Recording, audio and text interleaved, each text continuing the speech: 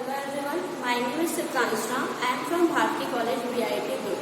Today my topic is classification of computer या फिर हम इसे बोल सकते हैं टाइप्स ऑफ कंप्यूटर। कंप्यूटर को उसके वर्क के अकॉर्डिंग, उनके साइज को देखकर या फिर उनके जो पर्पस में यूज किए जाते हैं उनके आधार पर कंप्यूटर को कैटेगराइज किया गया है या फिर बोल सकते हैं कि कंप्यूटर को क्लासिफाइड किया गया है। कंप्यूटर हम देखेंगे कि पिछले वीडियो में हमने देखा था कंप्यूटर जनरेशन क्या होता है। तो कंप्यूटर में हमने देखा था कि जैसे जैसे नए कंप्यूटर बनते गए थे उनके आकार में छोटा होते गया था, उनकी स्पीड बढ़ती गई थी।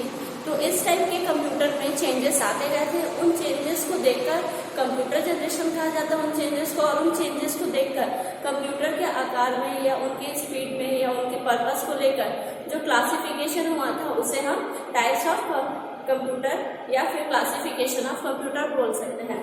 तो सबसे पहले हम देखेंगे कि कंप्यूटर्स को 3 टाइप्स में बांटा गया है, जिसमें फर्स्ट है एनालॉग कंप्यूटर, सेकंड है डिजिटल कंप्यूटर और थर्ड है हाइब्रिड कंप्यूटर। फर्स्ट है हमारा एनालॉग कंप्यूटर। एनालॉग कंप्यूटर क्या होता है, जिसमें पल्स में या फिर सिग्नल्स के वेव्स के फॉर्म में जब हमें जो डेटा या इनपुट मिलता था उस टाइप के कंप्यूटर्स को हम एनालॉग कंप्यूटर्स बोलते हैं। जैसे आप लोगों ने हॉस्पिटल में देखा होगा कि हम पल्स चेक करने के लिए या फिर बीपी चेक करने के लिए जो हमारा मशीन होता था वो ऐसे वेव्स के फॉर्म में होते थे, उसके अकॉर्डिंग उसका रिजल्ट मिलता था और उसके अकॉर्डिंग हम क्या करते थे, उसका रिजल्ट देखते थे। लेकिन उसमें जो डेटा होता है या फिर जो आउटपुट हमें मिलता है उस कंप्यूटर के द्वारा वो क्या होता है, एकदम एक्यूरेट नहीं होता है। जैसे हम अनुमान लगा सकते हैं उसका जैसे रहेगा, सपोज उसमें ऐसा रहता है कि वो एक एनालॉग के ऐसे पल्स में काम करता है या फिर ऐसे वेव्स में होता है, तो हम बोल सकते हैं कि इसमें 10.5, 10.6 ऐसे हम नहीं बोल सकते, हम नॉर्मल बोलेंगे 10, 11 ऐसे। हम इसमें क्या रहता है, इस कंप्यूटर में क्या रहता है, जो रिजल्ट होता है वो क्या होता है, अनुमानित होता है। लेकिन जो डिजिटल कंप्यूटर्स होते हैं इसमें कैरेक्टर्स और डिजिट्स यूज होते हैं, तो हमें जो रिजल्ट और या आउटपुट जो मिलता है वो क्या होता है, एक्यूरेट होता है। इसमें बोल सकते हैं कि इसका जो रिजल्ट होता है वो बहुत ही रिलायबल होता है या रिलायबिलिटी होती है इसके रिजल्ट में। हाइब्रिड कंप्यूटर जो होता है वो क्या होता है, एनालॉग और डिजिटल कंप्यूटर दोनों का कॉम्बिनेशन होता है। उसमें हम वेव्स के फॉर्म में और उसमें हम जो डेटा है वो नंबर्स के फॉर्म में दोनों में देख सकते हैं। नेक्स्ट हम देखेंगे कि डिजिटल कंप्यूटर को अगेन क्लासिफाई किया गया है।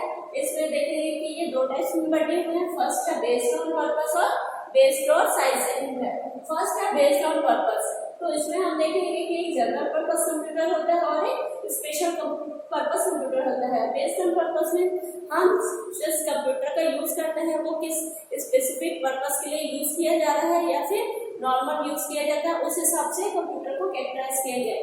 जनरल पर्पस कंप्यूटर में आ जाएंगे जो हम जनरली यूज करते हैं, जैसे हम हमारा पर्सनल कंप्यूटर या फिर वे सारे कंप्यूटर जो किसी स्पेसिफिक टास्क को ना करके सारे वर्क उसमें किए जाते हैं, उस टाइम के कंप्यूटर जो होते हैं वो जनरल पर्पस कंप्यूटर कहलाते हैं। लेकिन जो स्पेशल पर्पस कंप्यूटर होते हैं वो किसी स्पेसिफिक टास्क के लिए बनाए जाते हैं या फिर बोल सकते हैं कि वह कंप्यूटर सिर्फ वही का टास्क परफॉर्म करता है जिसके लिए उसे बनाया गया हो।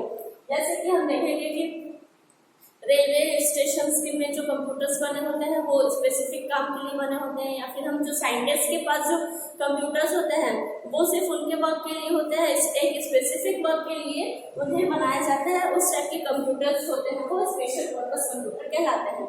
नेक्स्ट हम देखेंगे कि based on size. Based on size में फर्स्ट देखेंगे माइक्रो कंप्यूटर, फिर देखेंगे मिनी कंप्यूटर, फिर है नेक्स्ट मेन फ्रेम कंप्यूटर और सुपर कंप्यूटर। ये सारे कंप्यूटर्स अपने साइज के अकॉर्डिंग है।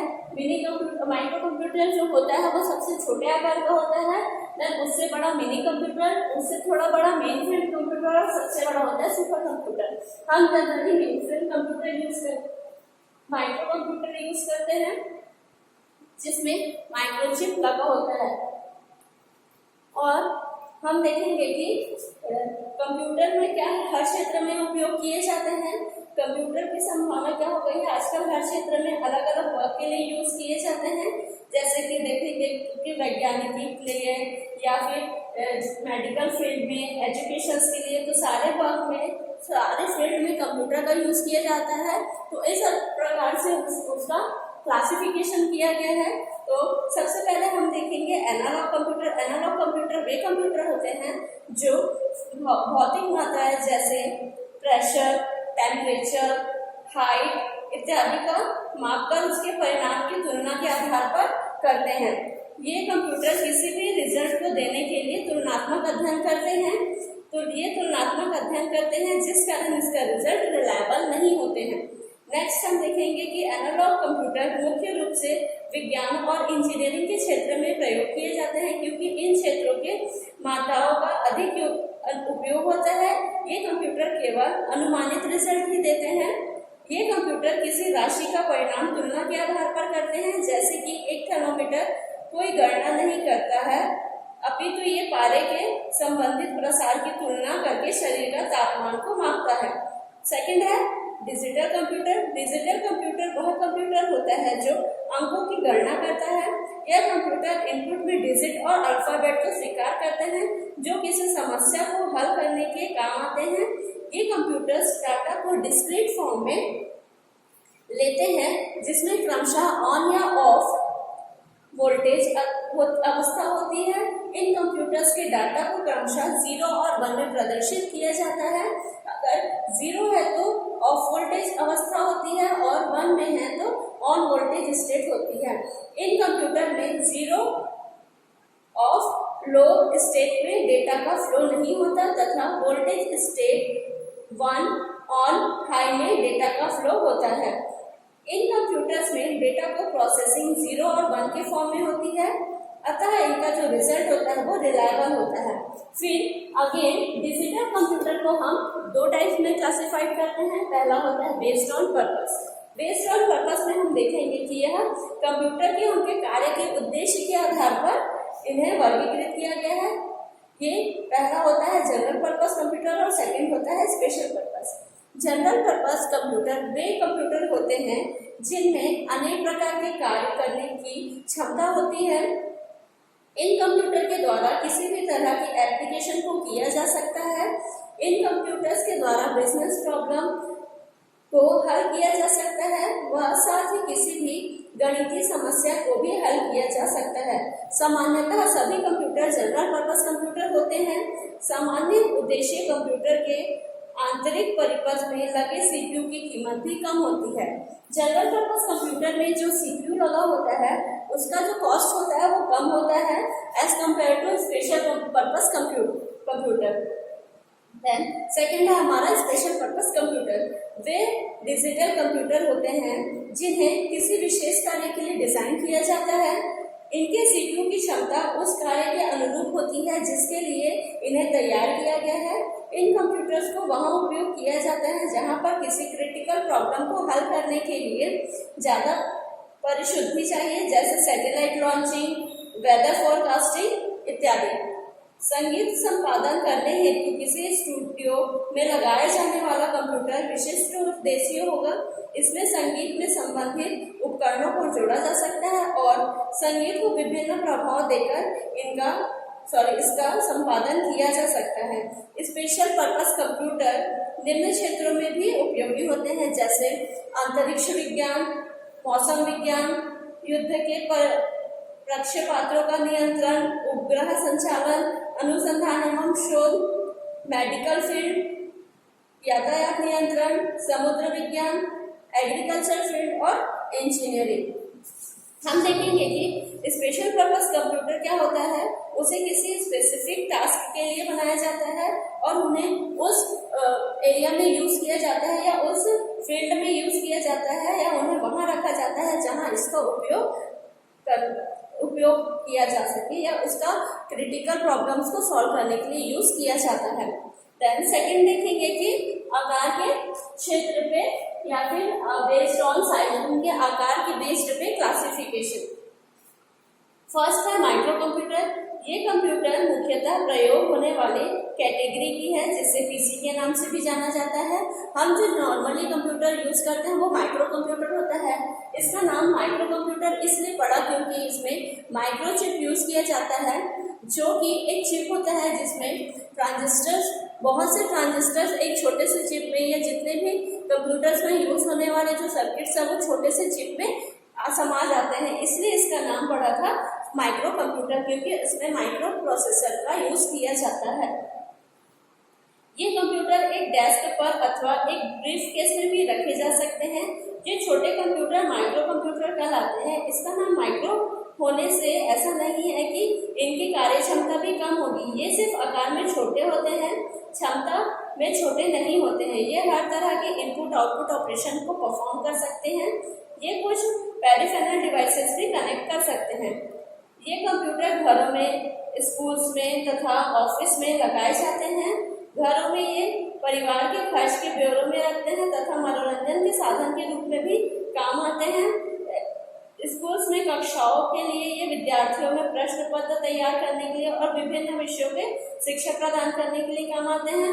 ऑफिस में ये कंप्यूटर एक सहायक के रूप में काम करते हैं। इनमें पत्र लेखन, फाइल्स का मैनेजमेंट और भी बहुत से कार्य किए जाते हैं। व्यापार में भी ये कंप्यूटर वाइडली यूज हो रहा है, क्योंकि बिजनेस एरिया में भी इस कंप्यूटर का यूज किया जाता है। बिजनेस बड़ा हो या छोटा, माइक्रो कंप्यूटर दोनों ही में उपयोगी है। छोटे व्यापार में यह किए गए व्यापार को ब्यौरा रखता है, पत्र व्यवहार के लिए भी पत्र तैयार करता है और कस्टमर्स के लिए बिल तैयार बनाता है और नियमित अकाउंटिंग करता है। बड़े व्यवसाय इन्हें वर्ड प्रोसेसिंग और फाइलिंग प्रणाली के लिए संचालन में यूज करते हैं।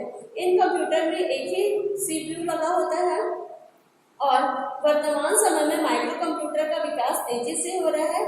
ये कंप्यूटर एक बुक के आकार का, फोन के आकार और यहाँ तक कि घड़ी के आकार में भी आ रहे हैं। नेक्स्ट है मिनी कंप्यूटर। मिनी कंप्यूटर मध्यम आकार के कंप्यूटर होते हैं। इनकी कार्य क्षमता माइक्रो कंप्यूटर की तुलना में अधिक होती है। आवश्यकता अनुसार इन्हें पोर्टेबल भी बनाया जा सकता है। इनकी कीमत माइक्रो कंप्यूटर की तुलना में अधिक होती है, इसलिए इन्हें व्यक्तिगत रूप से नहीं खरीदा जा सकता।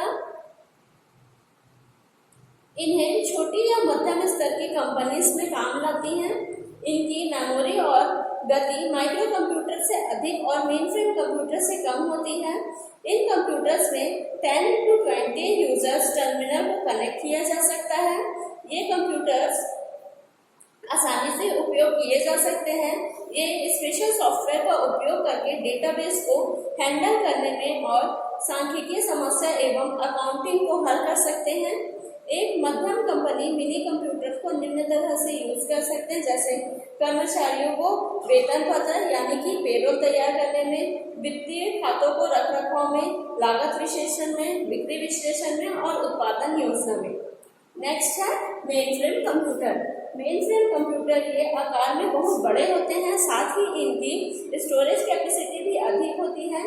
इनमें अधिक मात्रा में डेटा पर तीव्रता से प्रोसेस करने की क्षमता होती है, इसलिए इनका उपयोग बड़ी कंपनी, बैंक तथा सरकारी विभाग में एक केंद्रीय कंप्यूटर के रूप में किया जाता है। इन कंप्यूटर से बहुत से पेरिफेरल डिवाइसेस व टर्मिनल्स को कनेक्ट किया जा सकता है।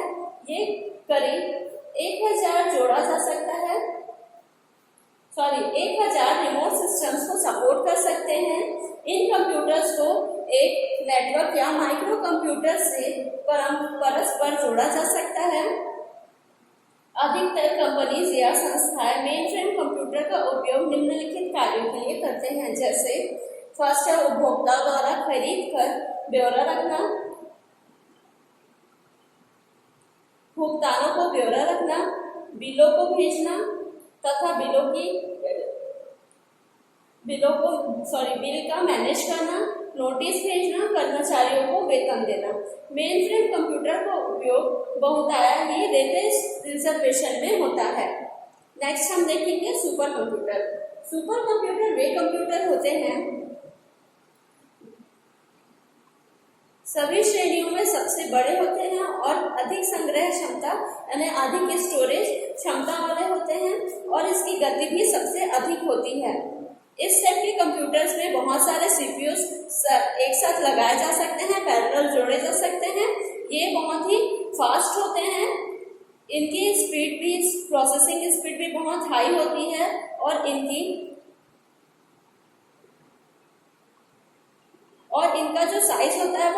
बड़ा होता है, इनके स्टोरेज कैपेसिटी और इसका जो कॉस्ट होता है इस कंप्यूटर का वो बहुत ही हाई होता है। इन कंप्यूटर्स के द्वारा जटिल वैज्ञानिकी अनुप्रयोग जैसे geological data, weather data, genetic engineering आदि को हल करने के लिए किया जाता है। सुपर कंप्यूटर का उपयोग निम्नलिखित कार्यों में भी किया जाता है, जैसे बड़ी कंपनियों तथा शोध उपयोगशालाओं में शोध व खोज के लिए, अंतरिक्ष यात्रा के लिए, अंतरिक्ष यात्रियों को अंतरिक्ष में भेजने के लिए, मौसम की भविष्यवाणी के लिए, उच्च गुणवत्ता के एनिमेशन वाले फिल्म के निर्माण के लिए। उपयुक्त सभी कार्यों में की जाने वाले गणनाएं व प्रक्रिया जटिल व उच्च कोटि की शुद्धता वाली होती है, जिन्हें केवल सुपर कंप्यूटर ही कर सकते हैं। सुपर कंप्यूटर बहुत ही महंगे होते हैं। सुपर कंप्यूटर की वर्ड लेंथ 64 बिट्स और उससे ज़्यादा होती है और इनकी calculation speed 1 to 2 billion instructions पर सेकंड होती है। भारत के पास एक सुपर कंप्यूटर है जिसका नाम परम है। सुपर कंप्यूटर क्या होता है, वो माइक्रो, मिनी, मेन फ्रेम, ये सारे कंप्यूटर से साइज में भी बहुत होता है, बड़ा होता है और इनकी जो प्रोसेसिंग स्पीड होती है और इनकी जो स्टोरेज कैपेसिटी है वह भी इन तीनों से बड़ी होती है। As compare to micro, mini और mainframe computer, supercomputer size में और कैपेसिटी में और कैलकुलेशन में इन सब में बहुत ही फास्ट होता है और इसकी कीमत भी ये बहुत ही कॉस्टली होते हैं। अब हम देखेंगे कि हाइब्रिड कंप्यूटर क्या होता है। हाइब्रिड कंप्यूटर एनालॉग और डिजिटल कंप्यूटर दोनों का कॉम्बिनेशन होता है। हाइब्रिड का अर्थ होता है संकरित, अर्थात उनके गुणधर्म युक्त होना। वे कंप्यूटर जिनमें एनालॉग कंप्यूटर व डिजिटल कंप्यूटर दोनों के गुण होते हैं उन्हें हाइब्रिड कंप्यूटर कहते हैं। यह कंप्यूटर एनालॉग की तरह भी कार्य करता है और डिजिटल कंप्यूटर की तरह दोनों की तरह कार्य करता है। जैसे कंप्यूटर की एनालॉग डिवाइस की किसी रोगी के लक्षणों अर्थात तापमान, रक्तचाप आदि को मापने में की जाती है, ये परिणाम बाद में डिजिटल भाग में के द्वारा अंकों में बदले जाते हैं। इस प्रकार रोगी के स्वास्थ्य में आए उतार चढ़ाव का तुरंत ही पता लगाया जा सकता है। जैसे हम देखेंगे कि एनालॉग कंप्यूटर्स में जो पल्स में या फिर जो प्रेशर या फिर टेम्परेचर, ये सब में इसका अनुमान लगाया जाता था, लेकिन उसका डिजिटल फॉर्म नहीं होता था, मीन्स उसका नंबर्स या कैरेक्टर्स में उसका रिजल्ट नहीं मिलता था। लेकिन डिजिटल कंप्यूटर में क्या होता था कि इसका हमें जो रिजल्ट मिलता था वो नंबर्स और कैरेक्टर्स दोनों फॉर्म में मिलते थे। तो हाइब्रिड कंप्यूटर में जो है वो डिजिटल और एनालॉग कंप्यूटर दोनों का कॉम्बिनेशन है। इसमें पल्स जो रिजल्ट होता है वो क्या होता है, पल्स के फॉर्म में या फिर सिग्नल्स के फॉर्म में भी होते हैं और उसका बाद में उसका रिजल्ट हमें डिजिटल में भी दिखता है। मीन्स हमें कॉम्बिनेशन मिलेगा एनालॉग और डिजिटल कंप्यूटर का, जो होता है हाइब्रिड कंप्यूटर, जो एनालॉग कंप्यूटर और हाइब्रिड कंप्यूटर दोनों के जैसे वर्क करता है। और हम देखेंगे कि जो टाइप्स ऑफ कंप्यूटर होता है उसे हम और भी बोल सकते हैं। जैसे क्लासिफिकेशन ऑफ कंप्यूटर में हम इसको इस तरह से भी लिख सकते हैं कि ये 3 टाइप्स के होते हैं। पहला होता है on the basis of work, जिसमें आ जाएगा एनालॉग, डिजिटल और हाइब्रिड कंप्यूटर। देन सेकंड हो जाएगा on the basis of purpose, जिसमें आ जाएगा जनरल और स्पेशल कंप्यूटर। देन थर्ड हो जाएगा on the basis of size, जिसमें आ जाएगा micro computer, mini computer, main frame computer और सुपर कंप्यूटर। तो क्लासिफिकेशन ऑफ कंप्यूटर या टाइप्स ऑफ कंप्यूटर में कहा जाए तो बोलेंगे कि इन्हें 3 टाइप्स में डिवाइड किया गया है। फर्स्ट है analog computer, second digital computer, third hybrid computer. और हम बोल सकते हैं कि इन्हें इनके वर्क के आधार पर या इनके पर्पस या साइज के आधार पर भी वर्गीकृत किया गया है। जैसे फर्स्ट है on the basis of work, second है on the basis of purpose और थर्ड है on the basis of size. या इन्हें ऐसा भी बोल सकता है कि इनके उद्देश्य के आधार पर या फर्स्ट है इनके वर्क के आधार पर या इनके काम के आधार पर, सेकेंड हम बोल सकते हैं कि इनके उद्देश्य या उपयोग के आधार पर, और थर्ड हम इसे बोल सकते हैं कि इसके आकार के आधार पर इन्हें वर्गीकृत किया गया है। तो हम देखेंगे कि नॉर्मली हमें क्लासिफिकेशन या टाइप्स ऑफ कंप्यूटर आता है तो हमें यही लिख रहे हैं। हम लिखेंगे एनालॉग कंप्यूटर, डिजिटल कंप्यूटर और hybrid computer. Again digital computer को कैटेगराइज किया गया है, क्लासिफाइड किया गया है। फर्स्ट है बेस्ड ऑन पर्पस और सेकंड है based on size. Based on purpose में आएगा जनरल पर्पस कंप्यूटर और स्पेशल पर्पस कंप्यूटर, और बेस्ड ऑन साइज में आएगा micro computer, mini computer, main frame computer और सुपर कंप्यूटर। Thank you.